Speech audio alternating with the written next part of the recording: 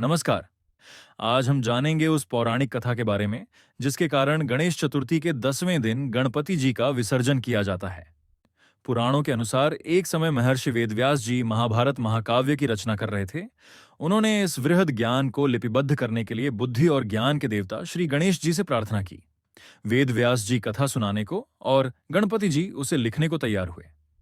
गणपति जी अपने एक दंत या लेखनी से वेदव्यास जी के मुख से निकले प्रत्येक शब्द को ताडभ पत्रों पर अंकित करने लगे।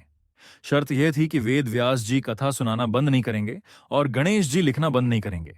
कथा के प्रवाह में कोई बाधा ना आए, इसलिए वेद व्यास जी ने अपने नेत्र बंद कर लिए और ध्यान मग्न होकर अविरल कथा सुनाते रहे। वे पूरी तरह से कथा वाचन में लीन हो गए और दूसरी ओर श्री गणेश जी भी बिना रुके पूरी एकाग्रता और समर्पण से उस ज्ञान गंगा को लिपिबद्ध करते रहे। उन्होंने एक क्षण के लिए भी विश्राम नहीं किया। यह क्रम पूरे 10 दिनों तक निरंतर चलता रहा। दिन रात में और रात दिन में बदलते गए, पर न कथा रुकी न लेखन। 10 दिनों तक अथक परिश्रम चलता रहा। जब संपूर्ण कथा सुनाकर 10 दिन बाद वेदव्यास जी ने अपने नेत्र खोले तो उन्होंने पाया कि निरंतर लेखन के अथक परिश्रम से गणपति जी का पूरा शरीर अत्यधिक तप्त हो गया था। उनके शरीर से तेज ऊष्मा निकल रही थी। अपने लेखक की यह स्थिति देखकर वेदव्यास जी को चिंता हुई।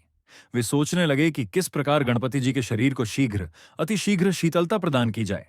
तत्काल वेदव्यास जी ने गणेश जी के तप्त शरीर को आराम देने और उसे ठंडा करने के लिए उन्हें पास ही स्थित एक पवित्र सरोवर के शीतल जल में स्नान कराया, उन्हें जल में डुबोया।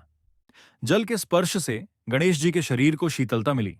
माना जाता है कि इसी घटना से प्रेरणा लेकर 10 दिनों के गणेशोत्सव के समापन पर गणपति जी को शीतलता और शांति प्रदान करने के लिए भक्तगण श्रद्धापूर्वक उनकी मूर्तियों का जल में विसर्जन करते हैं।